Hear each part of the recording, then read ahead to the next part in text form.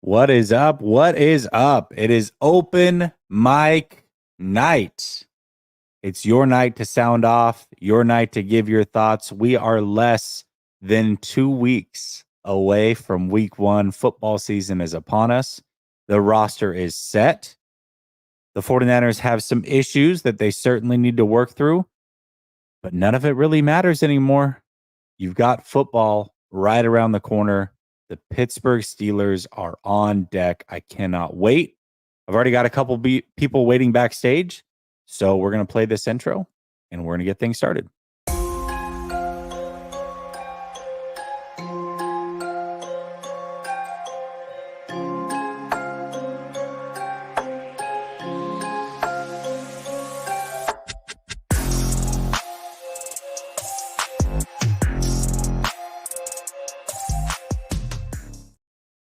All right. Welcome back to Last Second Sports, where we are giving you our take down to the last second. And like I said, it is open mic night, which means it's your night to call in. Link is pinned to the top of the chat.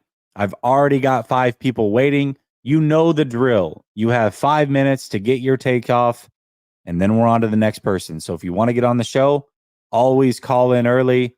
That ensures your spot. You got to remember I'm on the East Coast here. So we go until I get tired, basically, is the way that this works. So here's how we're going to start it off. We're going to start it off with Korean 49er. We're going to go Hadiz and then TC, and we'll go from there. What's up, Korean 49er? I'm good, Jesse. How are you doing tonight? I'm doing well. I am doing well. I'm close. I'm closer to you now than I thought. I'm in Huntsville, Alabama right now for work, so working on the road. So it looks like you guys avoided that hurricane, so that's a good sign. Yeah, we got lucky, man. This is 2 years in a row where a hurricane was headed right towards Tampa. Last year it dipped down, and this year it dipped up. So there hasn't been a direct hit on Tampa in over 100 years, and I don't know. There's something to it. Definitely blessed, but I feel my heart definitely goes out to those that have been affected. It's rough. Yeah, always a tough thing to deal with. So hopefully everyone is doing the best they can on this. Yeah. But I did watch part of you and Grant's show, the last show, and I'm kind of feeling a little bit disappointed coming on about this upcoming season. Because we have Mr. I'm Seeing Ghosts as our backup, and in case Brock goes down, we have to turn to him. And this is his third organization since when did he get drafted? 2018? I can't remember, or 17. Yeah, I think it was 18. Yeah, I want to say it was 18. Yeah, so I'm not really confident with him in case if he ever got into a game, outside of maybe a few handoffs here and there. So just feeling that, and we'll see about Bosa. If I'm Bosa, I'm holding out for as much money as I can. Get it when you can. I'll never take the side of the management on it. Your career's short. Get the money when you can. This situation's interesting because I really do feel like the fans are taking the side of Bosa on this one. And I don't think that's always the case. I think there's a lot of situations where they take the side of the organization, but it really does seem almost like a clean sweep that people are hoping that Bosa gets what he deserves. And they think the reason he's not there is because of the 49ers. So I'm curious to see how this thing plays out, but they've got less than 2 weeks, man. This is crazy. Yeah, I think they'll get something done before Labor Day. I'm not too worried about it. Always, at the very worst, they'll have it before the Lions-Chiefs game. So, yeah, I hope so, man. That's Thursday night football, though.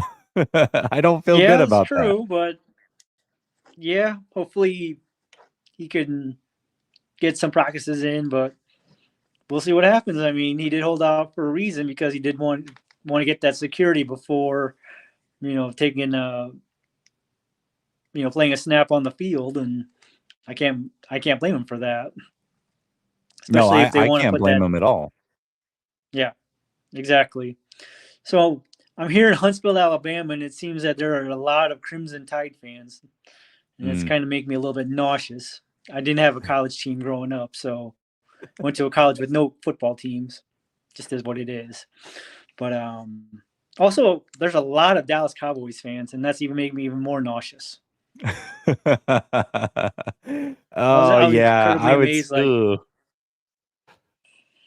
just walking. I was got a ribeye for dinner at the local steakhouse, and then just walked out, just kind of walked around, and just people were saying they were Dallas Cowboy fans. I'm like, oh, come on, man, my stomach has a tasty ribeye, and I'm just hearing everyone being Dallas Cowboy fan. That's not making that ribeye go down any easier. How long are you in Alabama for? We there was a one of my projects had a test down here, so we're just tearing down that setup, and we finished up around lunchtime today, and flying back up tomorrow. Nice. All right. Well, have a safe Apparently, flight back. Thank you. I like them uneventful, so hopefully that's the case Yeah. again tomorrow. But here in Huntsville, they have minus 30 rental cars. I don't know if there was such a thing as you could be minus 30 in rental cars, but we flew into Nashville, and it was a pretty uneventful drive down. So a little over, right around 2 hours. Oh, Nashville. I've never been to Tennessee. I've never been to Alabama or Tennessee. Interesting. You're not People making here me are want nice. I can't. People here are pretty nice. I'm not going to say anything bad about the people in Huntsville. They've been. Yeah. Country music Oh, is a there we little go. weird. I don't know. Country That was music's weird. It weird. just brought you onto the show. There you go. Hi. Hey, everyone can see my mug, so for the few seconds. I'm not a country music fan, so I can't get into Nashville. Yeah, Nashville, that's a me. whole different vibe over there. I've actually got a friend that just moved there probably about a year or two ago. He likes it though. He moved from Oregon as well and went over there. So he seems to like it. I'll have to go visit him and see what I think. Yeah, so one question to you. What do you think the final thing I'll ask is, what do you think the record for the 49ers will be this season? I'm thinking at best 11-6, maybe 10-7. Yeah, I not. had us 12-5, but there does seem to be like this dark cloud almost over the team. I'm gonna stick to 12-5 just because that was the original prediction, but I could see an 11-6 for sure. I really think that they're gonna make the playoffs. It's just that number one seed so important. And initially I had them having that number one seed. I'm not so positive about that anymore. Yeah, I agree with you on that one. Who do you think? And do you actually see momentum with the Detroit Lions this season? Because I kind of have a weird feeling I do, because the NFC North is a winnable division, and I think I they mean, have momentum a would be team. making the playoffs. I think they can make the playoffs for sure. Yeah, I think they make the playoffs. That's what I'm thinking too. So, all right, thank you, Jesse. Until next time. All right, brother. Have a good one. Safe travels back. Korean 49er getting us started off. All right, let me get to these super chats real quick. Otherwise, they stack up and it's too much. And they're like all Dave. Dave says, Jesse, this hustle, doing it for you right now. Much respect. Appreciate you. Jesse, you're good at odds. Does Purdy get hurt? I don't want to predict that. So, no.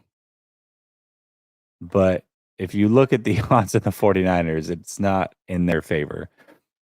Long travel from Grant Show here. Yeah, you definitely made that trek. Hopefully, walking uphill both ways made it okay for you. Bill Kennedy says, what QB should the 49ers have signed instead of Sam Darnold? I don't know. To me, it's not Sam Darnold. It's if you weren't going to keep Trey, who should you have signed instead of Brandon Allen is the real question. Brandon Allen's okay, I guess, but I just watched, was it Josh Johnson, right? Was our fourth quarterback? I watched him. I was at the Ravens Buccaneers preseason game. The Buccaneers had all their starters playing. The Ravens had some of their starters playing, and I watched Josh Johnson go 5 for 5, 80 yards and a touchdown on Tampa Bay's number one defense to start that game. And all I could think about was the NFC Championship. And I'm like, was Josh more serviceable than what we gave him credit for? I don't know. It was weird watching it. Let me just say that. I don't know. The thing about Sam Darnold is I talked about him being a possibility. I think for a backup quarterback, he's fine. There's not a lot of good quarterback play. And if Trey Lance wasn't in the scenario, I don't think a lot of people would be upset about Sam Darnold as the backup. But I think most people with two eyes that were paying any attention thought that Sam Darnold wasn't the better option. And that's where the issue comes in. But him by himself as a backup is not horrible. Double B Studio says Bosa is going to get paid here or another team. I'm not worried about him not getting his money. I can't wrap my head around paying one defensive player quarterback money. Yeah, I mean, you might want to wrap your head around it because I mean, what else are they going to do? All right, we're going to go to Hadiz, TC, and then Giannis, and then Mr. Blue Magic. What's up, Hadiz? How we doing, Jesse? It's been a while, man. It's been a while. How you It's been been? a long while. Oh, I've been struggling with college and work, man. I've been busy. So, I feel it. I but feel it. dude, I'm seeing you on YouTube and Twitter going crazy, man. Just congratulations, man. You're killing it. Everywhere Thank you, I bro. see you, man, you're just killing it. Thank you, bro. I appreciate that. My bad. I wanted to talk to you about the Niners' first-round picks these past 6 to 7 years because I believe there's a concerning kind of rotation with this. And I want you to I'm going to say these players' names in order, and you tell me whether they're a hit, they're solid, or they're bust. And if you don't want to say anything, that's perfectly fine. No, So I'm good. Let's start with 2017 Solomon Thomas. Bust. 2017, Reuben Foster. Bust. Damn. 2018, pick 9, Mike McGlinchey. Solid. But not enough to get a second contract, though. No. Okay. Let's start with 2019, pick 2, Nick Bosa. Oh, major hit. Home run out of the stadium pick. Yeah. Let's start with 2020, Javon Kinlaw, pick 14. Gotta go bust. 2020, pick 25, Brandon Ayuk. Oh, I think that's a hit. I'm going to disagree. I'm going to say solid for right now. In camp, he's looked like he's lighting it up. But so far, he was in the doghouse his sophomore year. This is his blast off year. And if he does well, good on him. But so far, I think he's solid. Let's start 2021, Trey Lance. Bust. For the Niners. We don't know what his career lies with. But the main point I wanted to review these first-round picks was there's only one player I see right now that deserves his second-year contract, and that's Nick Bosa. I understand the Niners don't want to break the bank and pay him quarterback money, but a guy that at his premium position that is a difference maker, that is essentially an anchor on the defensive line, you kind of have to pay him the money that he deserves. Because there's only 2 other players in the league that I see eventually winning the Defensive Player of the Year or similar to his position. That is Myles Garrett and Micah Parsons. And I think if the Niners do not pay Nick Bosa, it's going to be a problem. And if he doesn't play week 1, there's going to be you'll see the difference without him. So the other player I see also getting paid is Brandon Ayuk. But if we break the bank on Nick Bosa, does this affect his holdout? Mm-hmm.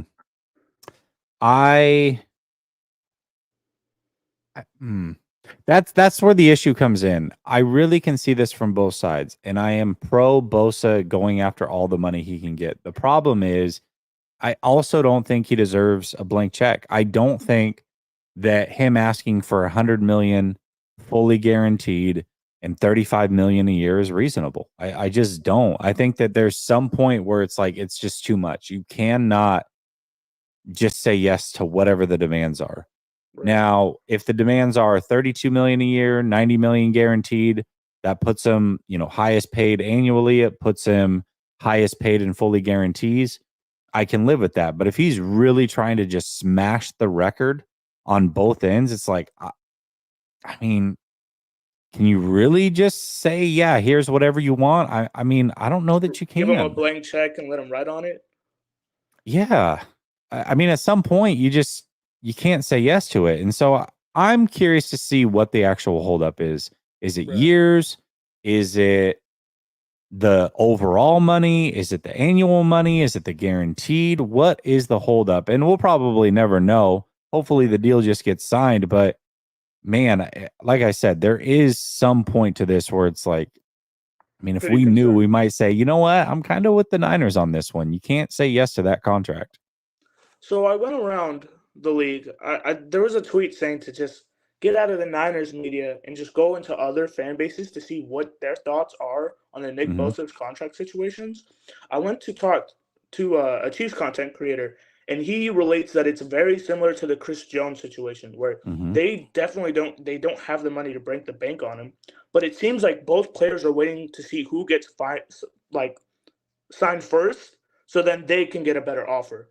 Because I see Chris Jones and Nick Bosa's situation very similar, like hand in hand. But I think one player is better than the other and will get more money.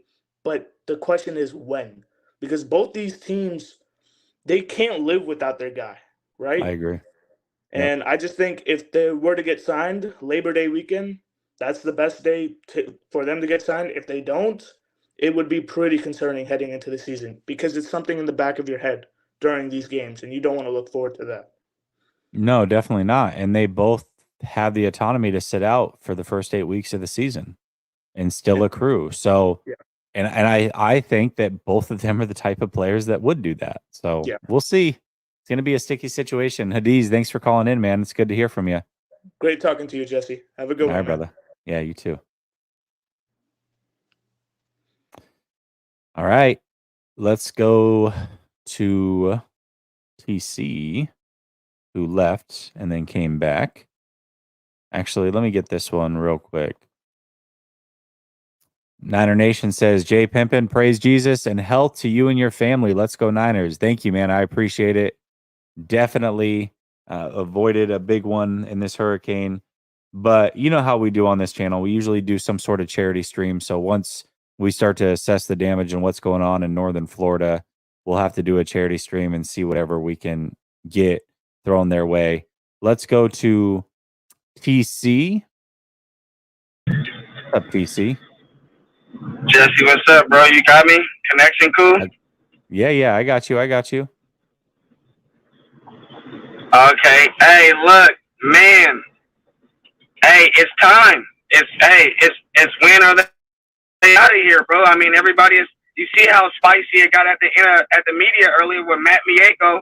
Everybody is starting to realize, bro. Even the Niner media, besides David Lombardi and Mark Willard at 95.7 the game. Other than that, everybody's starting to realize that, like, hey, bro, they screwed up.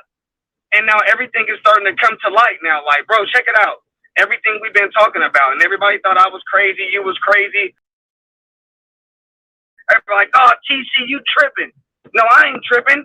This dude is playing, bro, and he's been playing. And a lot of people, everybody is starting to realize that, bro. So I'm going to keep it simple. They got to win the bowl this year, bro. It's not about going to the playoffs, having a winning season. This is a kumbaya moment or none of that. Brock Purdy, his elbow looking a little shaky, got to take time off. We don't know how much of that is, how much of that's not. I don't wish nothing bad on Brock, but this is it. You got the real deal Purdy. You got the next Steve Young. You better win it all, Kyle, or you're out of here, bro. And that's how I feel. I'm there as a fan. I've been there with Kyle. Everybody else they can think different. This is it for Kyle with me. Bro, you got to win it, and I believe York said that too. You got to win it. You can tell how they're in their press conferences, bro, with John. Even when John was up there today talking about, oh, this is for you guys to know and this and that and all that. Yeah, bro, because everybody is tired of it, and they holding you to the fire. Y'all got to win it this year. You went all in with Purdy. Win it or get out of here. Everyone knows who you bring. Somebody down here, somebody make it happen, bro. Kyle is not Jesus. He's not. This ain't gonna be a Chip Kelly, a Jim Tom Sula situation. Everybody won't be retiring. Period. Ooh, TC, fired up. I love it. You're bringing the energy. I was talking about this on Grant's show, and I think there's a lot of fans that are in your situation where it's like Super Bowl or bust. Like if he doesn't win a Super Bowl, get him out of here. I'm tired of it. I think the organization puts him on the hot seat if it's anything less than the NFC Championship. And I'm not saying they're going to fire him after this year. If they don't make the playoffs, I could see that potentially happening. But if they make it, let's say they make it to the divisionals and lose there, then that's when you're going to start to hear some rumblings that if they don't get it done the next year, he might be on his way out. I think that's the only way is if they produce less than what they've been producing. Because the whole point was you haven't been able to win a Super Bowl because of your quarterback situation, and now you've got your quarterback. So they've at least got to hold serve, I believe, in order for them to avoid these conversations becoming real. That's my thoughts on it. Yeah, you see how Jimmy got at him, and Trey wanted to say something at his press conference, but he couldn't say too much. Kyle said, man, he looked like he was kind of happy, and he didn't care about Jimmy. Yeah, I'm pretty sure he didn't care about Jimmy. Jimmy didn't really care because that was a straw that broke the camel's back, man, with Jimmy. Now Jimmy can talk about it now. And everybody got to realize, bro, that Kyle be destroying QBs. He destroyed Jimmy's confidence. He destroyed Trey Lance's confidence. And give him 2 or 3 games this season, Brock Purdy's confidence. Brock Purdy is that's one thing I do like about dude. He's very confident. Like he comes in with his moxie. I'm telling you, bro, that will be gone by week 3. When he starts freelancing and Kyle start getting on him about, I told you to throw the 2-yard slant, then throw the 3-yard slant, then we run for 4 yards, then you come back and throw a 2-yard out, then we throw a 3-yard out. Like, no, bro, let the quarterback play. Listen, man, Jesse, that's enough for my ranting, bro. I'm just over Kyle and John. I feel it, TC. That's all I Hey, got. you always Thank can you. sound off here, man. You know I You love can you. always sound off here. Keep it going. All right, bro. You were cutting out at the end. I appreciate you, man. You always bring energy. I don't necessarily fully agree with everything you said there, but I love the energy, and you always can sound off here for sure. It was funny when I was in the Bay, I would listen to 95.7 on the way, because I would drive from Grant's house, and Grant lives in Oakland. So I would drive from there to Santa Clara for practice. So I'm like, yeah, I'll just tap into 95.7. And I heard a bunch of usuals that are on the show and in the chat calling in. It was actually kind of cool. So Daniel says, Jesse, of the 32 head coaches, 14 have 3 or more years in the league. Okay. 10 have a better winning percentage than Kyle since 2017. 6 of 8 head coaches also have a Super Bowl ring, and Kyle is the worst in win percentage. Yeah, I don't think Kyle's untouchable. It's funny because I actually wrote an article 2 years ago in October that talked about this. And really, I was kind of going into just the situation with Kyle and kind of how negative he can be and how that can wear, I think, on a lot of players. We'll see. I mean, again, I'm definitely not saying fire Kyle, but anything short of an NFC championship, he's got to be on the hot seat. Like, you can't start to decline, not when the team is in this win now mode and you finally got a quarterback. That's just my opinion. Bill Kennedy says Pittsburgh is a must win. I think Pittsburgh's a must win if you want to get a number 1 seed, which I think is a must happen if you want to actually win it this year. All right, here is the order. I've got Giannis, Mr. Blue Magic, Eric Dane, Vincent, and then Adam. And then I got a whole bunch of you waiting after that. So I'll keep you guys up to date on the order because I don't want to make you wait. You know, it's 5 minutes in between. You guys do the math. That's a long wait for some of you. If you have to go, I totally understand, but I want to be respectful of your time and let you know roughly how long you're going to wait. So let's go to Giannis here. What's up, Giannis? Hey, can you hear me? I can hear you. Yes, sir. Yeah, good. Okay, so I saw your show with Grant, and I saw you guys talked about, how some people have been going after Kyle, right, recently in the media. You know why? It's because of the Trey Lance Mac Jones stuff. Because here's the thing. The media is going to be on your side if they have a reason to be on your side. But when you hoodwink them, by the way, I do believe he traded up for Mac Jones initially. And I do believe that the front office and a lot of discussion in the months after, because remember, there was a long time between the draft and the trade up. I think he was convinced of, hey, this is a bigger swing. Let's go for this instead. And he made the decision eventually because we know he's basically, a dictator of the Niners. So, but I think that's why a lot of the media is like, whatever, hey, go ahead and sink or swim. Because they're like, hey, we were right about this. This is what you traded up for. And then you changed your mind and we looked foolish. So they kind of like, hey, good luck with that. So that's how I feel about that. But when it comes to this team, all of this, I just feel like when we look back at it, and I saw somebody discuss this today. I don't know if you know him, Thomas Dimitrov, former GM of the Falcons. He actually has a podcast. I really love that podcast because you get a lot of insight you don't usually get from other people. Because he has a lot of obviously knowledge and experience. He said, "I think they misevaluated their team because when you look at the team we had at the time, that's a team." He said that basically needed a captain of the ship. They didn't need a quarterback that's 10 out of 10, 9 out of 10. They needed a 7 out of 10. And you can find that there's a plenty of guys you can find that, and we could have gotten with less than the draft capital that we gave up for Trey Lance. So I just feel like that's where maybe they kind of misevaluated the team. Okay, you want to move on from Jimmy, but if you're going to move on from Jimmy, you can't move on from Jimmy for a rookie.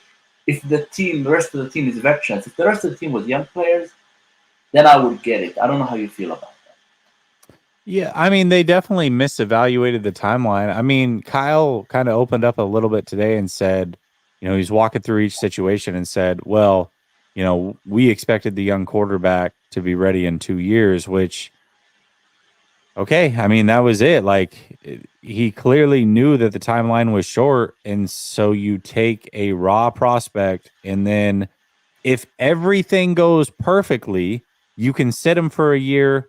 He plays for a year and proves, and then by year 3 is ready to go. But that's if everything goes perfect. Like, it seems like their thought process or plans often have situations that as long as everything goes perfect, it'll work. And then the moment that something doesn't go perfect, they don't have a plan to kind of circumvent that. And we all know how this goes. How many times in life do you come up with a plan, especially one that's over the course of years, that every single thing goes perfect? It doesn't happen. There's always a deviation that has to happen. There's always things that you have to overcome that you didn't see going into the situation. But the 49ers have this plan and they expect things to go just so. And as long as it does, it's great. But when it doesn't, what's your workaround? And that's where the issue comes in. What has been the workaround? The workaround is just a new quarterback, a new quarterback, a new quarterback. Okay, well, and that's why also I wouldn't get attached to Brock Purdy if I'm fans, because if he starts to not play exactly the way he did last year, I think Kyle will happily go to Sam Darnold. So I think that would be a mistake, but I could see him doing it. Yeah. No, I can see that happen. And listen, to me, when it comes to Brock Purdy, and I've said this before, to me, he's kind of like a bullpen guy. He's not Mariano Rivera. He's basically on a performance-based contract. If he performs, he will play next year. I think somebody said if they flame out in the first round, dude, if Brock Purdy has a really good year, like we're talking about like real legitimate stats, and they flame out in the first round, he's going to be the quarterback next year. Because he proved in the regular season that he is a quarterback, and he's cheap. Like, how are you going to upgrade? Who are you going to get that's going to be an upgrade, and it's going to also, like, you know what I mean? Like, how are you going to do that? Like, it's just, you're not going to trade up again in the draft. So, and one last thing about the Bosa thing. I just feel like TJ Watt signed 3 years before the opener for the Steelers when he signed his contract. I wouldn't really be too worried about that. And I'm just looking forward to a new season, and let's see how things pan out. Thank you. Absolutely, brother. Giannis coming in, strong takes, love it. Let's hit this super chat real quick. Cryptic says, minus Dion, is Bosa the best defensive player the 49ers have ever had, or is it too early? It's definitely too early for that. I mean, there's a guy by the name of Ronnie Lott that was on this team.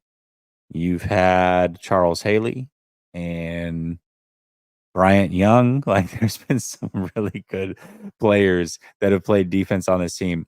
He's definitely on his way into getting into that conversation, no doubt about it. But right now, if his career ended today, no. I mean, I think I might be tripping, but he might have less career sacks, or he's right around where Aldon Smith was at with the 49ers. So, and Aldon Smith was a freak in his own right. All right, we're going Mr. Blue Magic, Eric Dane, Vincent, and then Adam. What's up, Mr. Blue Magic? Jesse, what's Marvin? You're not wearing your Bills hat. Hey yo, I will turn this light on and put that motherfucker on, and then take it off and put my Niners hat on, then take it off and put another Niners hat on. People were so mad about that. You know what's funny is I remember I was talking with or I was in Spaces with Eric Crocker, and he was talking about that a while back. He's like, "Yeah, man, what's wrong with wearing a different team's hat if it goes with your outfit? Like, I don't understand the problem." Yeah, People are giving him a lot of crap crazy for it. part is usually when I go on with Croc, we got the black one he has. That's the one I usually wear. Yeah. So that was the funny part, because everywhere else it's just that I was out. I was I was hosting an event down in the city. So everybody caught that one, but don't see all the other call-ins. And when I go on with Ryan, they don't see none of those. But I told you that that 12-4 prediction that you had, I told you that was real shaky. I told you for specific reasons. Number one, we start slow. We are very undisciplined within the first 5 to 7 games. We also have a legit injury history, and look at the injuries now. So when I said I can legitimately see 10-7, it was because of mainly those factors. Now, like I said, I've given Brock a lot of praise because he came in, he ran the system like Kyle wanted him to. But here's where I push back, and I go back to it's too small of a sample size. We have yet to see Brock in true adversity throughout the season. The team was clicking, and Brock did what he was asked to do and a little more. So we have to give him his flowers. But just because you point out an area of non-strength doesn't mean that you're a hater. The same thing with Kyle. I'm on the same plane. Kyle has flaws, but he has strengths. Yet and still, I don't push for Kyle to be fired right now. You know what I'm saying? Those are wild takes, and I don't give them credence like that. The trade up wasn't for Trey. The Niners had no idea. They had no plan at quarterback when they traded those picks. And I said this a while ago when especially when Larry was talking about us wanting to get cheaper and get a quarterback on a rookie deal. It's definitely not the case, because before the trade up, we looked into Matt Stafford. So that's not trying to get cheaper at quarterback. Before that, Kyle looked for Kirk Cousins. That's not getting cheaper at quarterback. And was it the day before the draft or the day of the draft? We're trying before. Mm-hmm. So that narrative never meshed. The organization traded up not knowing who they were trying to get. Because even if you wanted Trey, even if you wanted Mac Jones, on so many people's boards, we could have traded. We still might have had to trade up, but we didn't have to trade up to number 3 to get either one of them. So there was no plan. Now that 10-7 is looking real good right now because these injuries. We don't have a kicker. Special teams is looking horrid. It is looking horrid. We talk about the O-line, we talk about the D-line, which I told you, the lack of depth. I told you that was gonna be an issue for us. You've seen the poll I put up about who would you rather lose, Nick Bosa or Fred Warner. Nick Bosa deserves to get paid a generous amount of money, but Nick Bosa does not. He does not command a blank check. When you look at what the NFL is today, defenses do not win Super Bowls. The ref, they take defenses out of the game. So he's a difference maker, but he's not a game changer. We can't. We got lost in. We got lost in the defensive player of the year. That's cool in the regular season, but when the game is on the line and the chips are there, the defense is not what's going to do it. It's what your offense is going to do with 2 minutes on the clock. You got one drive. And like you said, one of Purdy's greatest strengths is his off script. And you heard Purdy say, the next thing I have to work on is staying within Kyle's system, which is going to take away from what made him truly stand out in our eyes.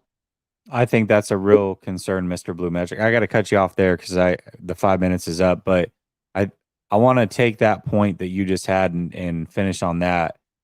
That is definitely a concern. We'll see how it actually plays out. But when he said those things, I was like, okay, I love that you are saying that because you definitely need to step up in the pocket a little bit more and play from the pocket a little bit more and not bail as quickly.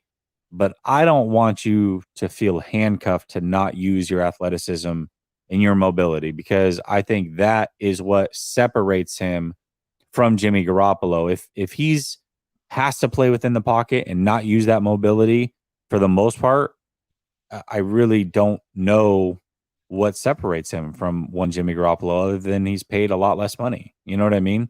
Like, that off schedule stuff is a big deal. And in fact, in the pocket, Jimmy Garoppolo is actually quicker to hit that first read. So I don't want him to be strictly just, okay, you play from the pocket and nothing else. I want them to move the launch point. I want them to use his athleticism. That's what makes Brock a really, really good player at this moment. And that's what we have to see from him. So that's a fact. All right, bro. We'll talk soon. You all ready? All right, man. Mr. Blue Magic coming in. Let's get to these super chats real quick. Actually, I want to talk about this. Gucci Mane, if you fire Kyle, who y'all gonna hire? There would be teams lined up to hire Kyle. Yeah, there would definitely be teams lined up to hire Kyle. And my take is not fire him right now by any means. Like, he should be on the hot seat if they don't make it at least to the NFC Championship. That means we're 2 years away from firing him.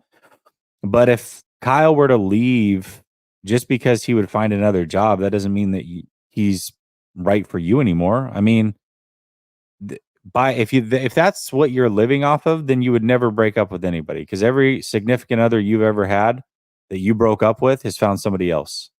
So does that mean you shouldn't break up with them? Like, that'd be a weird way to live. Well, if I break up with her, she might find somebody else. Well, yeah, she's going to find somebody else, and so are you. That's the point. The only two coaches that I would be interested in right now would be Mike Kafka and Brian Johnson. Like, those are the two. You've got the Giants offensive coordinator, and or Ben Johnson, sorry. And you've got the Lions offensive coordinator. Those are the only two that I would be remotely interested in. That's me. Keith says, I guess I'm the only one who remembers Tom Zula, Mike Nolan, Singletary, Chip Kelly, and Chip Kelly. We as fans need to pump the brakes a little bit. I agree with that. I mean, that definitely is a possibility. But you can't stop that from being the only reason. You know what I mean? Like, you can't be afraid that you're going to screw it up that badly. And hopefully your franchise and your team is not in that much purgatory. I mean, those rosters were awful. They were absolutely awful. There was a mass exodus. It was a horrible roster. Yes, those were awful hires, but that can't be the reason either. That definitely can't be the reason. And again, I'm on both of those guys' side. I'm not saying fire Kyle. Definitely not. But those reasons as to why we can't fire him, I think those are bad reasons. Double B Studio says, when Bosa found out how much tax in Cali is. Yeah, that's actually real talk. That might play into it as well. All right, we're going to go to Eric, Vincent, and then Adam, and then the other Eric W. So let's go to Eric here. Up, Eric. Hey, what's up, Jesse? How are you? Doing well, man. How are you? Doing well, I've been better. I mean, I'm doing as well as I always am, but my situation with the 49ers could be better. I've been calling for a while. I feel like you know me pretty well. Would you say that I am more of an optimist or a pessimist? Oh, you've been very optimistic when I've talked to you. All right, good. I would just want to establish that. So, as the optimist in the group, I noticed that a lot of people are dunking on Kyle Shanahan and John Lynch right now. And, as an optimist, I would like to absolutely pile on and join in because I completely agree in every way possible. They just completed the worst series of executive moves in the history of the NFL. I can prove this mathematically. Trey Lance appeared in 8 games for the San Francisco 49ers, not started, not played in. He appeared in 8 games for the San Francisco 49ers. That is the least amount of appearances for a top 5 pick in the modern history of the NFL, in the Super Bowl era. Since 1967, no top 5 pick has appeared in less games than Trey Lance did for the San Francisco 49ers. Mathematically, that is the worst draft pick in the history of the modern NFL in the Super Bowl era. But we're not done because this isn't just one draft pick. They didn't just have a draft pick that they messed up badly. This is 3 years worth of draft picks and a 3rd-round draft pick that they traded away in order to mess up this badly. And it gets worse. The player that they traded that for, they then later on traded away for a 4th-round pick. And a lot of people seem to want to sweep this under the rug. Oh, this is no big deal. Don't worry about it. Nothing really happened here. They made the 3 NFC championship games in the last 4 years. We really want to go back to, I'm glad for that last super chat, actually, because that's exactly my point. People are like, oh, do you really want to go back to Mike Nolan and Mike Singletary? Like, the 49ers are like that guy who, the first girlfriend they ever dated was great. Bill Walsh. It worked out great. You guys had a lot of fun together, but eventually you just drifted apart. It just didn't work out long term. Next couple girlfriends were pretty good.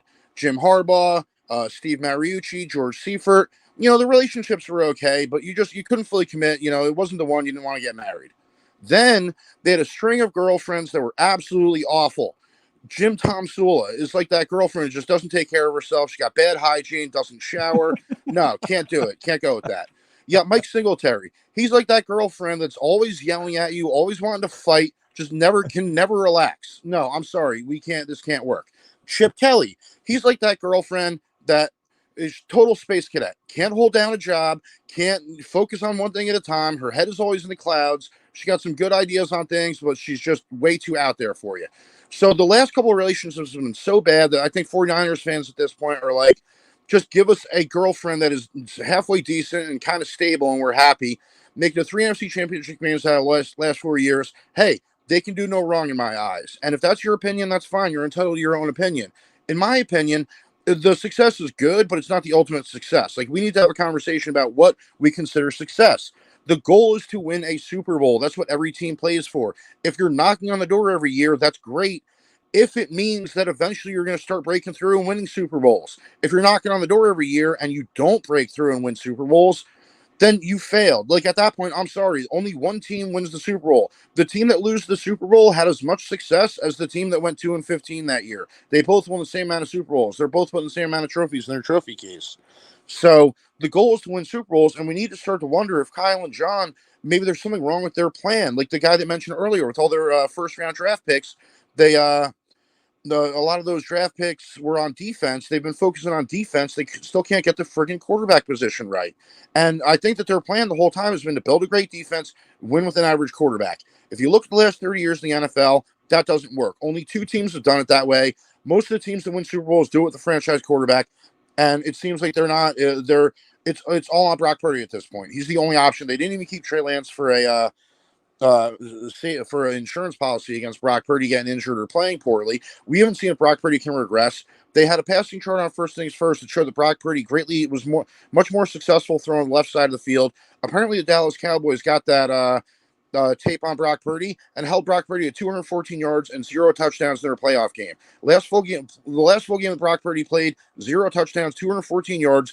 They make him quarterback 1 without even giving Trey Lance an opportunity to compete. And then this win now team that we can't play Trey Lance the rookie because we need to win now, but we will trade after a year after we lost 4 quarterbacks due to injury. We're going to trade QB3 away for a 4th-round draft pick next year, and that's going to help us win this year. How is a draft pick next year going to help us win more than a quarterback quarterback this year in the NFC Championship game. At the end, all of us were watching that game, and we all thought one thing: man, if we just had a healthy quarterback, we have a chance. And now they think that it's better to have less quarterbacks than not more. I think, and I know my time's up, so I'll just wrap it up now. I think fans need to start to consider if Kyle and John are ever going to actually get over the hump and win a Super Bowl, or if there are flaws in their plan, if they've made too many mistakes along the way, those are going to be things that keep making them come up short. And on this point, I think it's all on Brock Purdy. He can make them look like geniuses, or if it doesn't work out, Brock Purdy, I don't know if they're going to be staying with the 49ers long term. Oh, good call, Eric. Good call, man. Thank you, Jesse. I appreciate it, man. Have a good night. All right, you too. He is the optimist that calls in. I will give him that. Not so much there, but that's kind of where I think a lot of people are. It's kind of crazy. Let's see. Brother Bob says, oddly, Kyle has as many Super Bowls as Chip Kelly.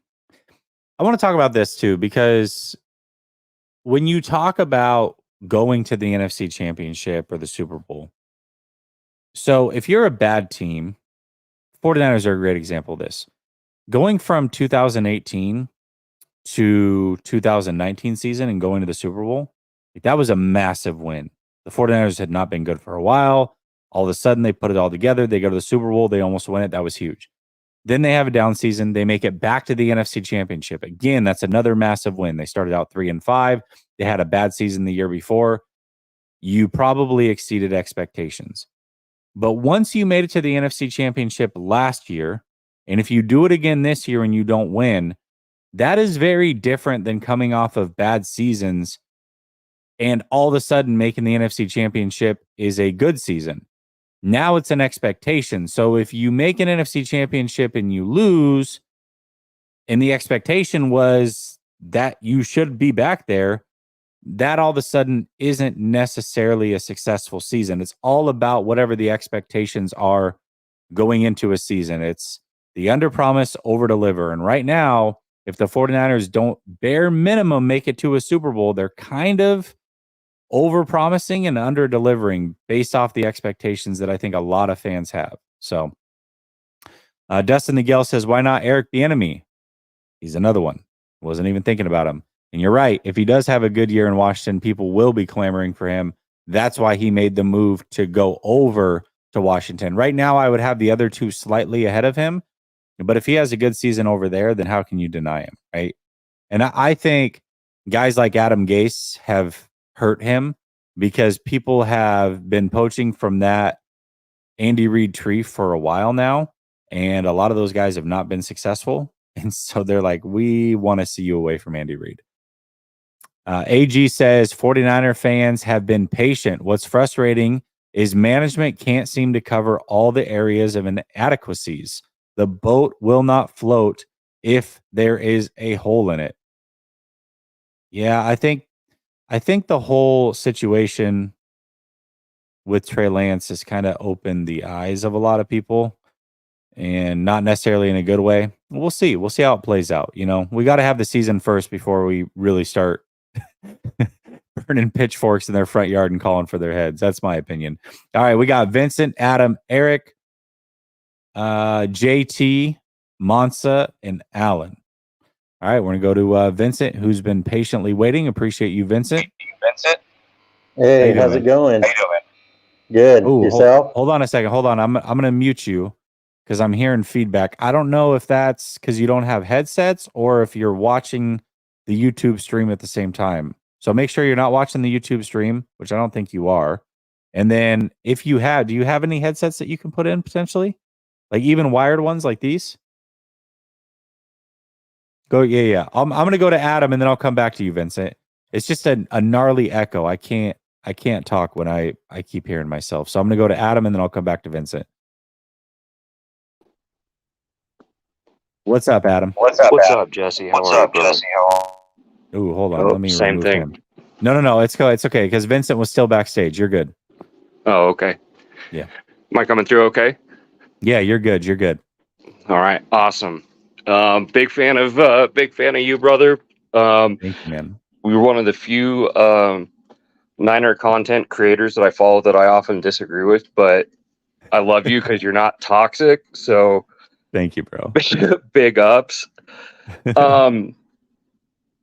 I'm probably in the minority as far as your followers, and then I'm a big Shanahan guy. Oh, this is good. I liked it. I like it when somebody has a different perspective. This is good. All right, so shoot. I just wanted to address a couple of things that popped up in the chat. Like the one guy talking about the winning percentage thing, and I've seen that brought up multiple times, in the last year or so, the discourse among fans. And history and context, I feel, is always important. And Shanahan was left with, ashes, basically. When he and John came in, they were left with nothing. Cupboard was stripped bare. They lost their first 11 games of his regime. And, I don't need to relitigate all the history, go into everything and all, but like they lost the first 11 games, and then you look at their record since then. Are they the guys to do it? I don't know. And I'll be perfectly honest. But,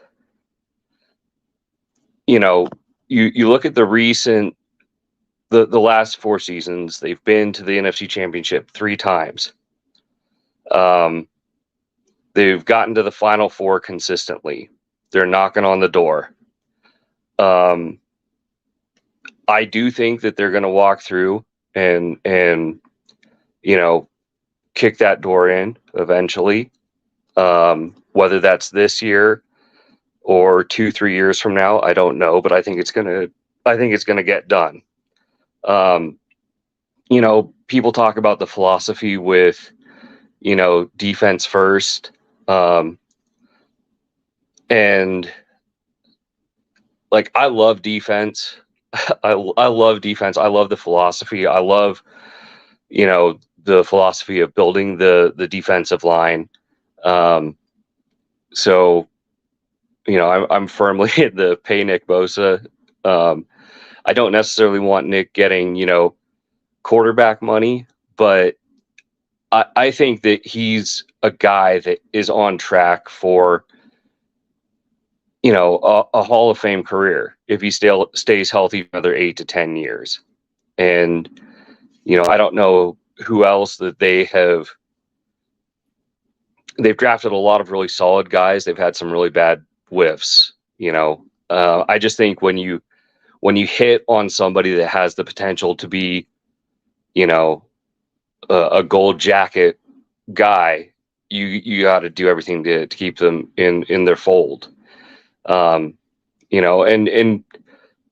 go back, I've heard some people talking about, the offense, and, maybe people will catch up, but, the offense averaged 32.6 points a game when they went to Brock, regular season. And then I've heard people, talk about, his game against Dallas. Again, context. Rookie quarterback going into a hostile environment, first road playoff game, playing a very, very good defense, and there were some struggles. And it frustrates me when I think people act like Brock is a finished product. And I've tweeted this. Well, I'm not going to throw out my Twitter handle because I don't want that, but I've tweeted like I was a Trey guy and I was in support of Trey at the start of the year. I really wanted Trey to come back and win the job, but kind of the retroactive negativity towards Brock has really kind of been frustrating for me, man. Like, the kid's accurate. He's got moxie. He's got confidence. He's a playmaker. He's not as quick. You're right with maybe some of his reads is like Jimmy, but man, he's so much more accurate than Jimmy. Like, Jimmy would throw hospital balls all the time. I would gasp, while the ball was in air. It's just like, every time he threw it to Kittle, it was like, how is he going to lose a knee today? and with Debo too, brother. I remember a couple times with Debo. So, let me again, ask you this, Adam. Let me ask you this on your way out. Here we go. Sorry, I don't know why it keeps doing that. It keeps bringing people on, but either way, you're fine. Because do you agree with me that if they don't make it to the NFC Championship, that the seat should at least warm up on them? I'm not saying fire. That is not, that's not me saying that they're ready to fire, but that means if you don't make it to the NFC Championship, the seat's warm, and if you fall short again the year after, well, it's probably time to move on. Like, do you agree with that assessment, or are you just I think that's fair. No wrong. I think that's fair. I think my leash is probably a little bit longer than most of your followers and you, but I do think that if they don't make another deep playoff run, then it's fair to have the conversation of, okay, what's the plan? Where do we go from here? I think on balance, they've done an incredible job building the roster. They're like, we don't have to Solomon Thomas, Reuben Foster, Trey. I mean, there's a long litany of awful early first round picks, right? But I also think we got to give them credit for their mid and late round picks. Also, they've made a couple of just fantastic trades. They've been willing to take risks to acquire talent and to bring talent to the team, and I think they should get credit for that. They risks deserve credit. Risks don't always work out, so yeah. I got to get you out of here, Adam, because I got no worries, brother. Thank you for having me on. Appreciate you. For sure, man. Thank you for calling in. I appreciate it, Adam. I think that was a good call. I think it was a measured take. For me, I have no problem giving him credit, but we also have to be willing to push back when things aren't going the way that they should and call that out. And I feel like, as much as he said, I don't like the hate that Brock Purdy's getting. There might be some people out there, and I've seen it. Like, trust me, like some people may genuinely hate him. I don't think that hate is that strong. I think people push back, and what you see happen is, in my opinion, what I see happen a lot, and I'm a part of this crowd, is when somebody says something completely that I think is way outlandish, I'm gonna push back. When I hear, oh, he's the best quarterback in the league for the final 5 weeks of the season, like, okay, so are you saying he's a top 5 quarterback? Because if that's the conversation and that's the jumping off point, then yeah, we're going to have some conversations over it. Like, of course I'm going to push back on that.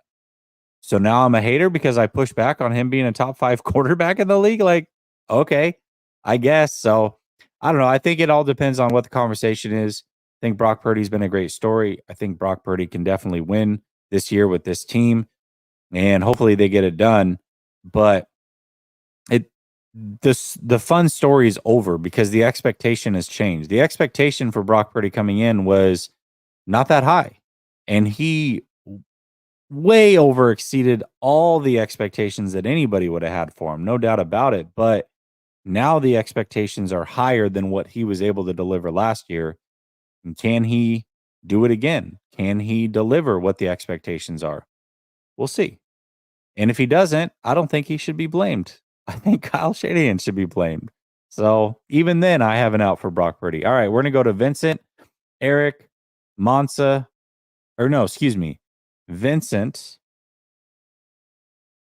Eric, JT, Monsa, Allen, I think was the order. People keep falling out and coming back in, but I'm going to try to keep the order here. All right, Vincent, let's try again. Is that any better? I keep hearing myself when I talk.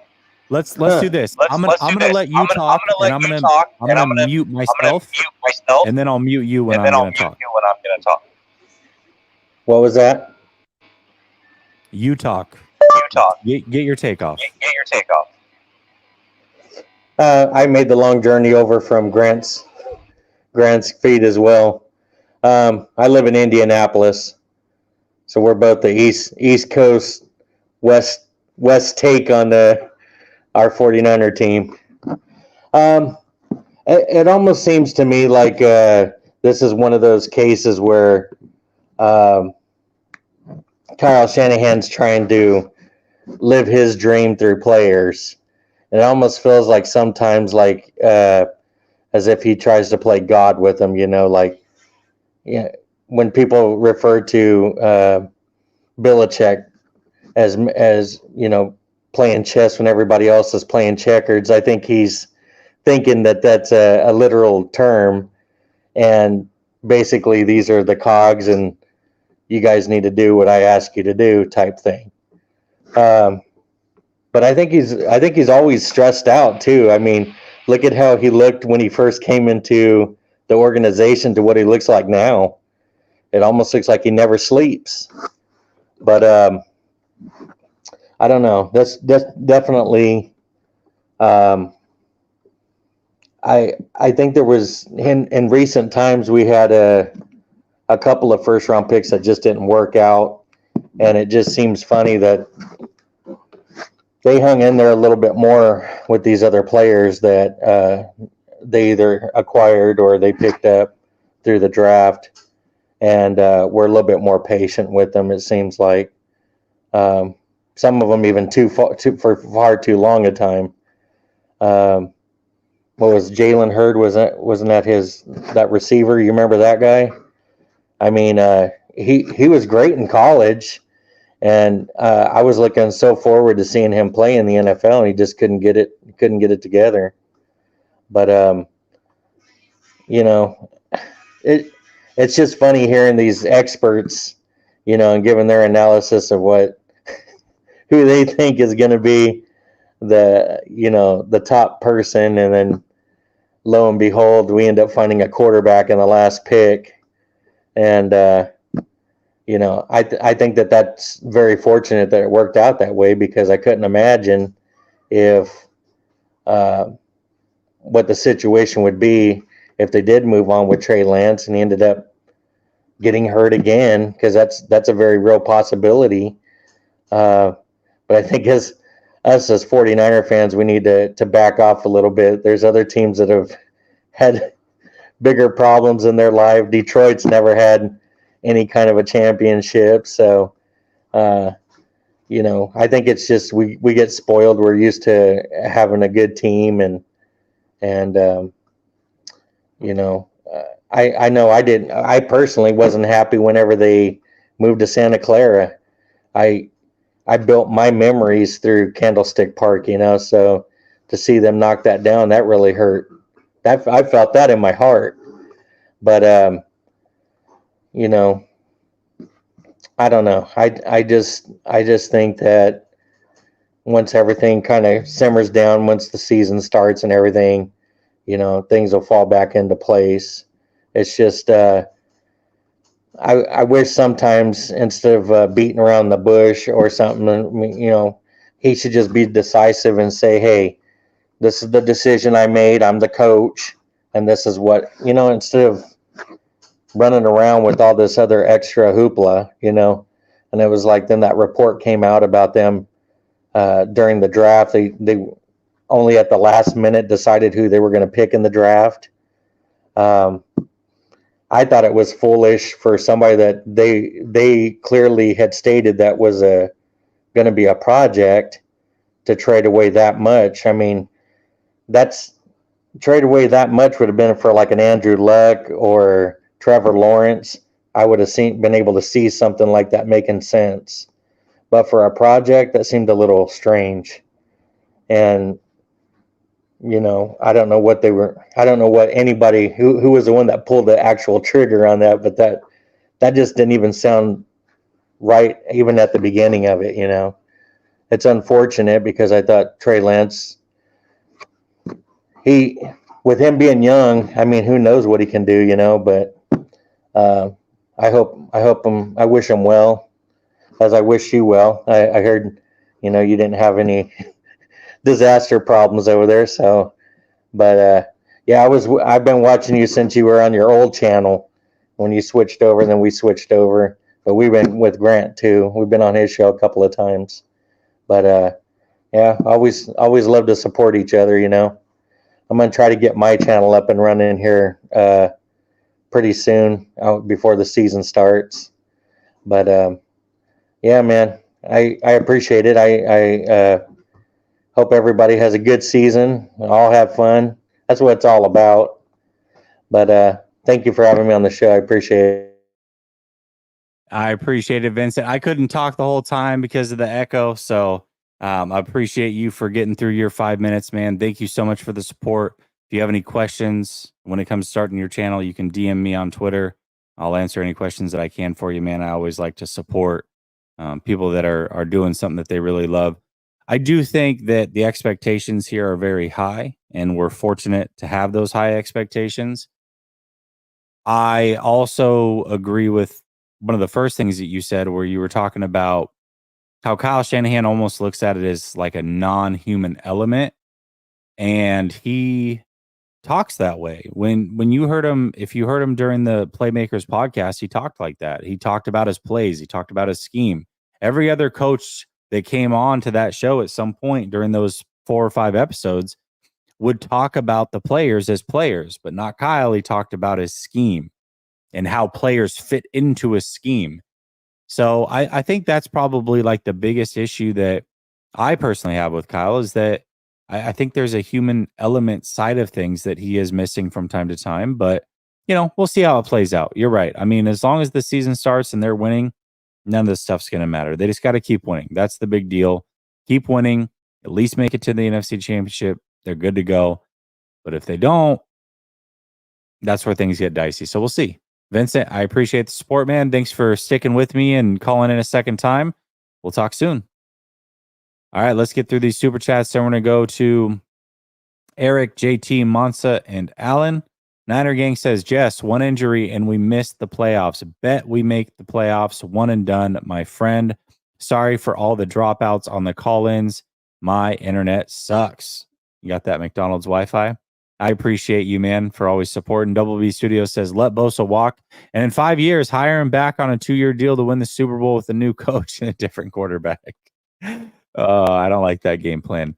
808 Niner says, their mistakes are starting to outweigh their positives. They keep putting it out there. The Super Bowl is the target. They love to talk about how good the roster is, and then win a Super Bowl, something's got to change. I think that's the other thing too. People get mad when you put high expectations on the 49ers. You know, it's really hard to win a Super Bowl. I get that. But they've put the expectation on themselves. Do you think that they're sitting in there going, yeah, it's really hard to win? I mean, sucks we fell short again, but it's really hard to win. Kittle, when he sat in that first Super Bowl and said that he was going to be back there, if you would have told Kittle, or you tell Kittle every year you're not going to make it back, do you think he's going to feel good about that? You think he's going to be proud of that? You think that's his expectation, or do you think he would hold himself and want to hold everybody else around him accountable? I mean, I think that the expectation that we have for them really is matching the expectation that they have for themselves. So they're going to hold themselves accountable. I don't think we should be any different. All right, let's go to Eric, then JT, Monsa, and Alan. What's going on, Jesse? How you doing, man? How you doing? Oh, I'm doing all right. How are your Seahawks doing? Well, man, looking pretty good. Yeah? But, man, you guys, first thing you guys need to figure out and quickly, because, first of all, if this whole thing backfires with you, Kyle's going to be out of his job. Probably if this whole thing if this thing gets really out of hand. And that's not even the biggest problem, because right now that biggest problem involves number 97 Nick Bosa and getting him in Overville. Do you think the 49ers have a chance if they don't sign Nick Bosa? Like, as a Seahawks fan, does that worry you? If You do the know, 49ers scare you without Nick Bosa? oh boy, I don't know, but I think, to be honest with you, without Nick Bosa, it's not scary. But what I like to look at is he's such a great player for you guys that I want him there because I want to have these fun meetings, these fun games. I want to have fun. Yeah. You want to see the best team versus the best team. I agree with that. Yeah. I mean, it would not be the same without Bosa. How's the health in Seattle? What's it looking like there? I know that the secondary was a little bit banged up coming into the off season. Is things looking up over there? Are they getting pretty healthy, or what's going on? Adams is now off the pup list, so he's Okay. so he's getting there, and then Witherspoon, I think he might still be on. Okay. So and then let me see what else is going on. We got a quarterback, a couple quarterbacks, but we're taking with us plus one of the practice squad this year, which is he's probably going to get caught up on like game days as the emergency food guy or whatever. Yeah. Yeah, you guys still have who's the backup there? He was competing with Gino a couple years ago. Drew Lock. Yeah, Drew Lock. That's right. You know, and I'm actually a big Drew Lock guy too because and it's not just because he's the backup, but he went to my dad's alma mater. So I mean, just the fact that he got traded to Seattle, that made it even better. Yeah, I don't. It's interesting because I don't know if there's much of a difference between him and Zach Wilson. And Zach Wilson was the second pick in the draft. Like, I look at their skill sets and they're very similar. Very similar. Yeah, but I tell you, the beautiful thing about with Drew Lock is that he won't even have to even be playing because, he's got this. Has that under control. So, yeah. But you trust Drew Lock if he has to play? Like, if he had to play a couple games, you would trust it? I feel like if he had to play a few games, I would actually love to have him play here and there because, first of all, I mean, as I said, I'm a big Drew Lock guy, so it would be exciting to see him play. Maybe not against you guys because I feel like against you guys, we probably need Gino out there because he's a little bit better than Drew is. So, yeah. Yeah, I feel it. You probably don't want to see him, especially his first game against the 49ers defense. Yeah. I think that's fair. I think that's completely fair. Oh, yeah. I mean, it's going to be, and especially if Nick Bosa is there, having him just come up from the side and then have somebody else come up from the other side. That's the last thing that I need. Yeah, I think that is the last thing you need. Hey, Eric. Yes, sir. Season starts in just over a week, man. Good luck to your Seahawks this season. I'm sure we will talk again soon. Thank you so much for calling in, brother. Thank you, brother. Hey, good luck to your Niners as well, my friend. All right, Eric. You have a good one. Thank you, too. Hey, you got to love the Seahawks fans supporting the 49ers content creator. Appreciate him. All right, we're going to go to JT, then Monsa, then Allen. Get a JT in here. What's up, JT? What's good, bro? How you been, man? I'm good, man. So I don't know if you remember, I was the one yesterday who asked, do the quarterback situation feel racist? Right? I do remember. Yeah, of course. Because I'm like, I went through history, right? And it seemed like any time, like all the first round drafted black quarterbacks in history is like you have to be a superstar played at that sort of level to get a second chance. And so the reason why I said, damn, does this feel racist is because it's like how do you justify Sam Darnold playing 60 games and being trash, you know, and he gets a second chance. Meanwhile, Trey Lance, the exact same pick in the draft, all of a sudden, oh no, he's no good. You know, Sam Darnold gets 60 games to prove himself, and he's still, the next what is it, Steve Young? But Trey Lance gets 4 games, and we're done with him. Like, it's crazy to me. You know, I'm like, JT, I want to bring this up too, because I didn't bring it up yesterday, and I was talking to one of my boys today, and he brought up a really good point that it's more like an unconscious bias, and everybody has an unconscious bias, and regardless. that's more what I was getting at. I don't think it's intentional. Yeah. But well, I mean, think about it. Like, Kyle drafted him and thought he was a better athlete than what he was. You know, like, those are the tropes that you hear, and it's like, well, anybody who actually, at least in my opinion, I don't know about you, but I watched a lot of Trey Lance coming out. I thought he would be the pick. I thought he should be the pick. Mm-hmm. But athleticism was like the 7th thing on my list when I talked about him. It was I never thought he would be the elite runner. I thought he would be a guy that can do some of the things that maybe Daniel Jones does, 500 to 700 yards rushing a year. Mm-hmm. That's where he's at, but it comes more from scrambling and his decision-making and all of that.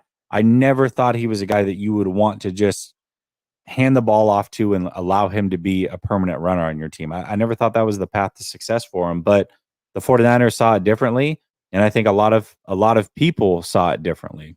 And my biggest problem with this quarterback situation is that all the, you know, the grace that we gave Brock, you know, coming off of his injury, why wasn't any of that given to Trey Lance? And it's like his first training camp back from a broken ankle.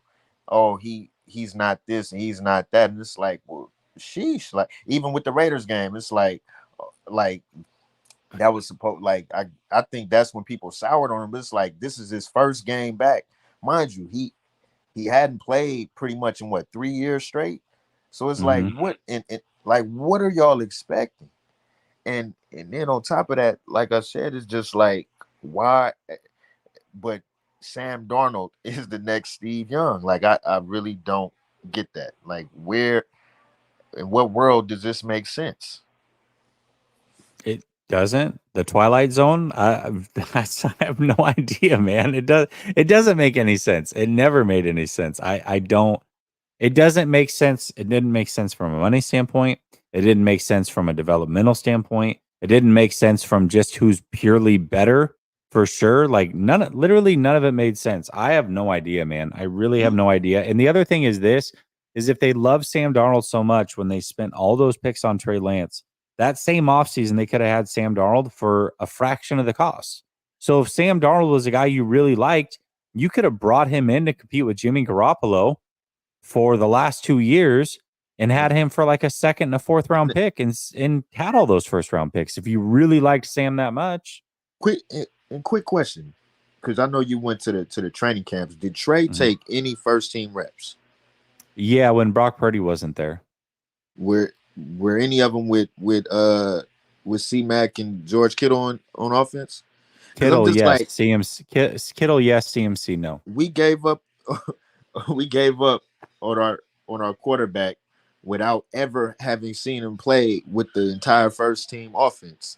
Like, what would have been the smart thing to do, I feel like, would have been to at least have maybe him and Brock compete, you know, take reps with the first team. Because how can you fairly judge somebody running with, you know, with the scrub? Like, Tay Martin was his number 1 receiver in training camp, and he's not even on the team anymore.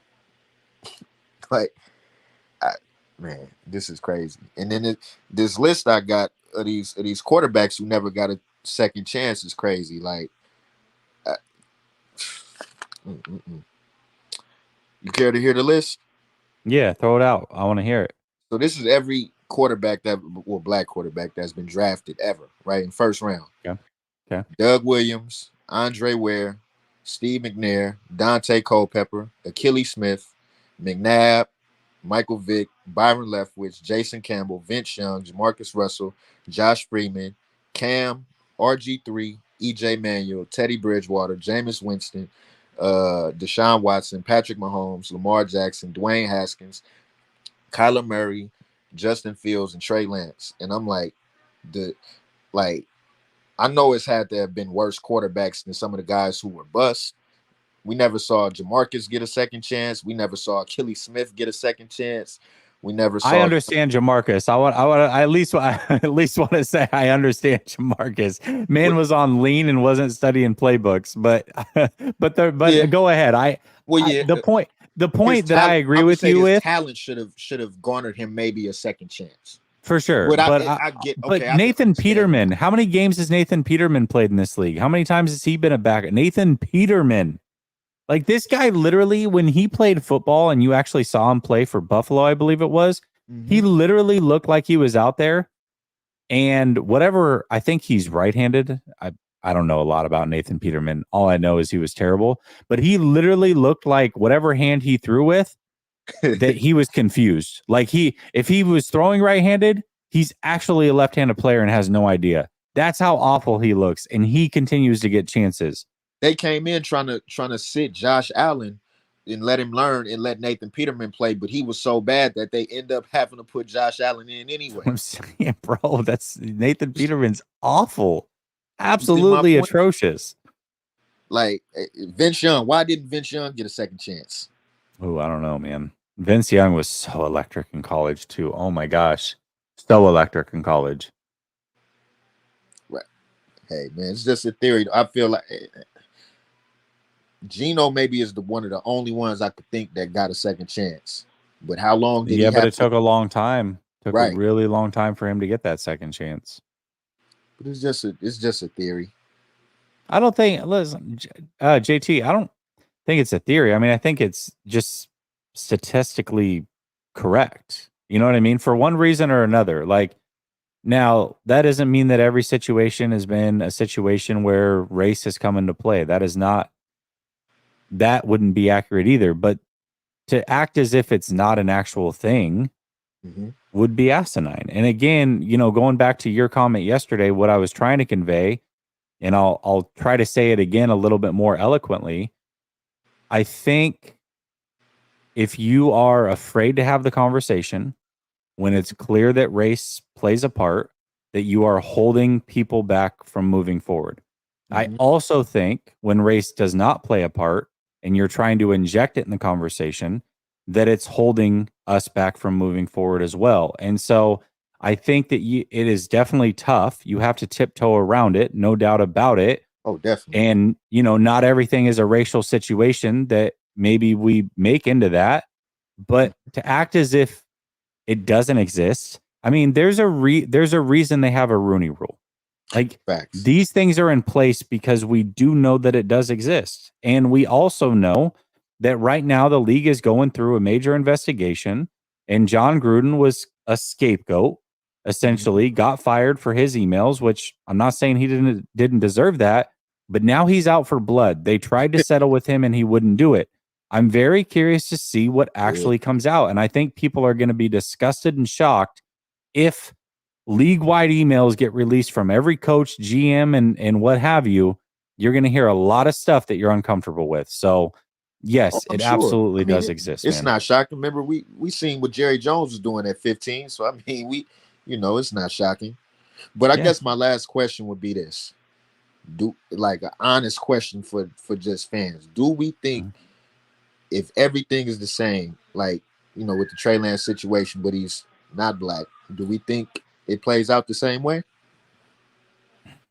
Man, I mean, I would say probably not. I'll say this. Here's what I don't know, but here's what I will say. If Trey Lance fizzles out in Dallas, I bet you he doesn't get another chance in the league. And Sam Darnold has fizzled out twice and is getting now a third chance and is being talked about like he's some great player. And I've got, that's the reality. If Trey Lance fizzles out in Dallas, he will not get another chance. I believe that. Even, I get last thing is, even another North Dakota State quarterback, Carson Wentz, how many chances did he get? Tons. Tons. Yep. No, you're right. You're absolutely right. Carson freaking Wentz got a lot of chances. Yes, he did. Yeah. All right, JT, that was a good call, man. I'm glad you actually called in. You said you were going to, and you actually waited backstage for a while, man. So I appreciate it. Yeah, it's all good, bro. Nice talking with you. Yeah, you too, man. All right, we're gonna go to Monza, and then we're gonna go to Alan. Hold on a second here. All right, let me make sure I didn't miss any super chats. Okay, Ink Talk TV says, "What's up, Jesse?" And a bunch of flexing emojis. Appreciate you, man. What's up? All right, let's go to Monza, see what's on his mind. What's up, Monza? Oh, what's going on, man? Not much. It was a rough week in the household, man. It was a rough week. I bet it was. Man, my son is hurt because he pegged Trey Lance in September before the draft. September or October. He pegged Trey Lance, said that's the guy. He said I want to see him in Kyle's system, yada yada yada. But yeah, it was a rough week. But to skip over that, I don't think 49er fans or I don't think 49er fans understand the relationship with Jed York and Kyle Shanahan. So I want you to picture this for me. You open up the door into a room and you see a big brother and a little brother, and they're playing a video game. So the big brother, he's fussing and cussing at the screen because things aren't going his way. And then the little brother, he's just sitting over there on the controller, just, pushing the buttons away, just going, just focusing on pushing the buttons, right? The big brother is Kyle Shanahan. The little brother is Jed York.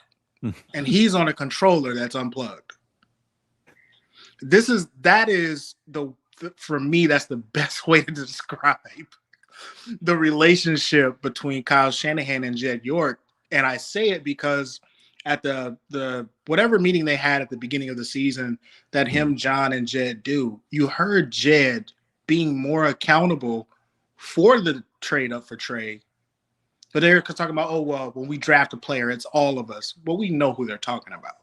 We know they're referencing Trey. So Jed York, and you look at Jed York and you look at, and it's easy to throw in Jerry Jones just because he made that trade for Trey. Jerry Jones is the biggest Cowboys fan in America. Jed York isn't the biggest 49ers fan in America. He's not. True. Because he would have remembered that Charles Haley trade, and he would have never have done a deal with the Cowboys. Because now that's in your face it's potentially in your face longer than Kyle's going to be a coach. Mm-hmm. Kyle could just say, I see the roster dwindling. And this is another thing that Jed isn't looking at. Kyle is looking at that roster. He's looking at the finances. And he could be looking at it like, man, it might be time for me to cut loose. And I'll leave out of here, leave you with a shitty roster, bad salaries, and I'll just go to the next team because I know I can get a job whenever I want it. So, fine if you don't fire Kyle. I say nothing short of a Super Bowl and trade him to get your assets back. But fine, keep him. But you have to strip his power. Because the Yorks, I don't know which one it is, but they need to insulate themselves from Kyle's personality. You screw up first, second, and third round more often than not. In the next two drafts, the players you take are going to be here beyond your contract. So I'm not going to let you be the one that determines what I get stuck with if I decide to move on from you. So I believe that he should elevate Peters, use him like Roseman, use him to hire your coaches, use him to hire your GM, to stop yourself from tripping over your own feet. Because the Tom Selleck hire, he tripped on his own feet. The Chip Kelly hire, he tripped over his own feet. You can't be in a situation where you're tripping over your own feet. You solidify your roster if you uplift Peters in the same manner as Roseman. Because look at the Eagles. That roster is serious right now. They just picked up a great corner for a little of nothing, and they're deep at corner already. He is stacking the team, and he's doing it financially responsible. He's very smart. He'll move. He'll acquire later picks. He'll trade. Like they pick in the future. Like they are solid with what they have going on over there, and it's because of Roseman. And I think Peters has that kind of cachet, that kind of knowledge, and I think he would be a good person to protect the Yorks from themselves. So I strip your power at the end of the year. Kyle will probably say, well, I want out. Then I'll trade him. I'll get my assets back. You know, the difference between Jerry and Jed is the Yorks don't operate as if their coach is an asset. Trey was an asset. You come into my office and you tell me that my roster is getting weak because you traded away all these picks, and then you trade away all those picks for CMC. I don't have depth that I used to have, and now you're going to walk in my office and tell me that you're going to get rid of that asset? The one that came in at QB3 in a preseason game and had my stadium rocking? You're not going to tell me you're going to move off that asset. You don't get to make that choice. Jed York doesn't know when to step in and say, wait, you work for me. This is what you're going to do. In that situation, he should have. But when you're looking at the future, Kyle will cut on this team and leave the fans hanging and leave Jed hanging at the moment he smells blood. Like, they screw up the first and the second and the third of next year, and then you have to IR guys that should be earning a roster spot, Latu. When you're making those types of decisions and you see, oh shit, this didn't work out. It's the same as with Trey. Oh, this don't look the way I wanted it to look. And now my roster's weak. I gotta go. He'll bolt. That's his personality. He'll drop this team, he'll drop these fans, he'll drop Jed York, just like he dropped Trey Lance. And he'll move on because he knows for a fact he can get a job at the drop of a dime. And I just think that a lot of fans need to pump the brakes and actually pay attention to how much power Kyle has and why it's dangerous for him to have that power. I think that's a hell of a take, man. That is a hell of a take. I think most people are not looking at it like that. And you're absolutely right. I mean, he's under contract this year and 2 more years. And if you look at the shelf life of most of these big time players, when does it come to an end? Roughly when he's going to be out of here. So you could have a situation where you are in purgatory for a while, and it's because he didn't. You're not going to have money. You're not going to have cap money. You're not going to have roster. Your roster's not going to be deep, and he's going to be like, "Well, we ain't going to be shit this year. I'm gone," and you're left to clean up the mess. Then it's not an attractive destination for a good coach. That was the problem with Tomsula and the problem with Chip Kelly. The 49ers wasn't an attractive organization for a head coach. Mm-hmm. There isn't many people that you're going to be able to try to pull in here. You don't have you may or may not have a quarterback. Your roster's depleting, and you're in cap hell. I don't want that job. So then you'll end up with Kasarik as your head coach. And like we're walking right into the pit of it, because that's what happened, after our last Super Bowl run. We kept pushing back everybody's contract, brought in Mariucci. He dealt with the cap. I mean, he did really well with the cap, but we were in cap hell for 3 or 4 seasons. Oh yeah. Yeah, it was bad. And that we've been pushing back contracts and pushing back contracts. Now we're going to have to start cutting our better players. We're top heavy. We're going to have to start cutting off that fat up the top. And it's going to hurt us. And then we're going to be we're going to be left with the bill. Dallas is still going to have a top 10 defense, and Trey might be starting. And we might have to look at, man, I don't even want to say it, because I definitely don't want to see no Dallas Cowboys. I don't even want to see them win a Super Bowl. Ugh. You know what I'm saying? But if they I don't want to see them win a Super Bowl. You can't trade Trey. And so you want to get rid of Trey, but you only want to trade him to an AFC team. That's how it was originally. And that's what pisses me off the most. Well, why don't you want to trade him to the NFC if you don't believe in the kid? Right. So, man, Monza, you gave a lot to think about there. You're right. I mean, oh man, Kyle could be setting up his exit strategy if he doesn't win, right? Yep. And the big thing that he always said is he didn't want to take the Niners job initially because they didn't have a franchise quarterback. And he wanted that in place, probably because he knows some of his limitations, which I think is great that he recognizes that. But man, But here's the kicker.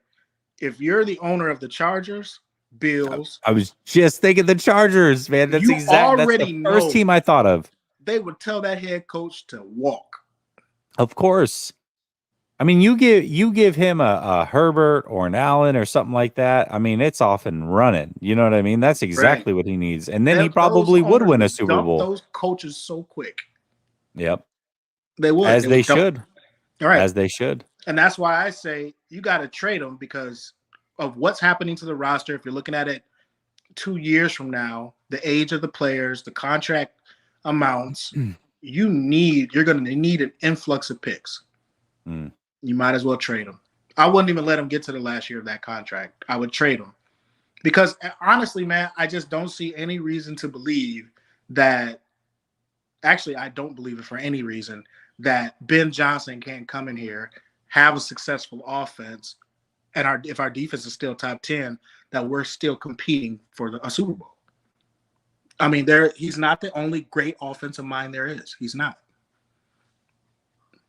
Oh, that's a lot to think about, Monza. Good call, man. I just came through and dropped the mic. You know what I'm saying? Yeah, you definitely did. Mic drops with Monza for sure. All right, brother. We'll talk soon. All right, be cool. All right. Hey, that was that agree or disagree. That was an angle that nobody else has taken, and I love it. It's a well thought out take for sure. I actually tend to agree with him. What's up, Ryan? He says, congrats on 12K. Appreciate it, man. Appreciate it. 20K by the end of the season. That's the goal.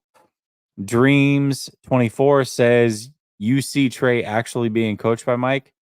Bro, that was so interesting. And Ryan will tell you, we were at practice and we definitely made note of how much Kyle doesn't talk to his players and coach them in the moment. And you see Trey get to Dallas and McCarthy was right there coaching them up, man. That was interesting to see. Very interesting to see. Double B Studio says John trapped Trey in the NFC because he got AFC skills. Oh no. All right, let's go to Alan here. He's been patiently waiting. Appreciate him for doing so. What's up, Alan?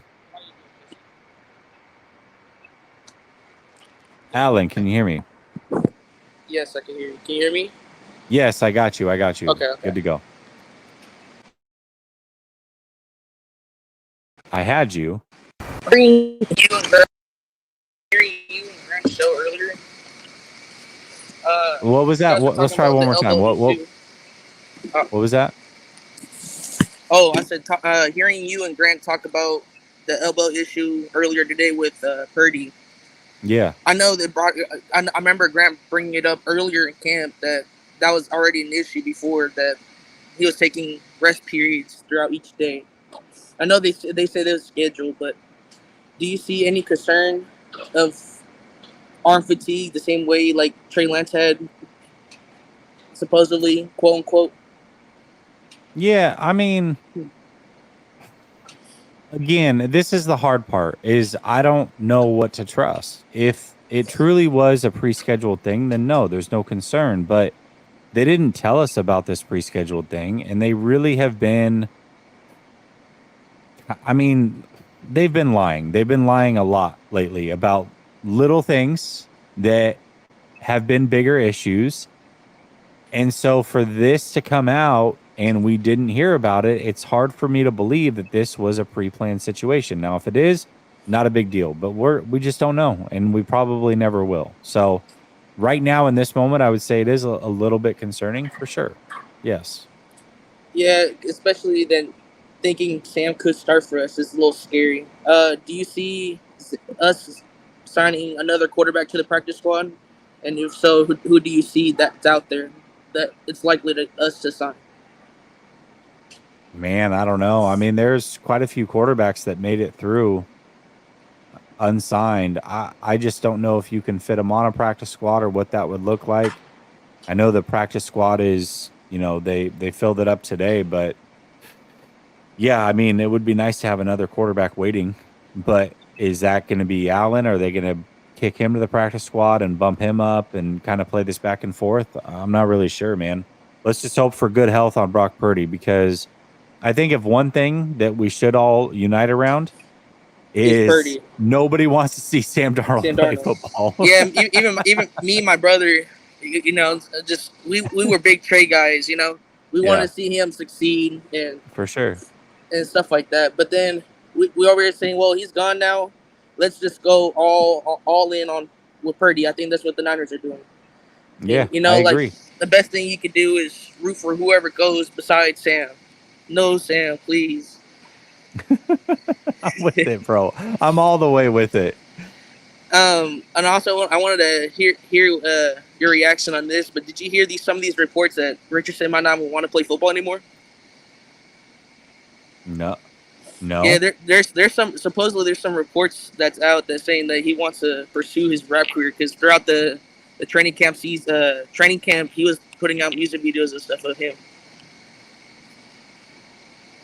I haven't heard this at all. Really? I find it. I mean, so serious. I find it kind of weird. I heard that from a friend of mine that said, yeah, there's people out there saying that he might not want to play quarterback with them. What the hell? Could you imagine? Getting picked number 3 in the whole draft and just, you know, saying, nah, I'll pass. I'd rather do a rap career. Whoa, that can't be true, right? You could take a look after the stream and stuff. Go take a look at X. But there is some people saying, I don't know if it's fully true, but I feel there's some people saying that he could leave football for his rap career.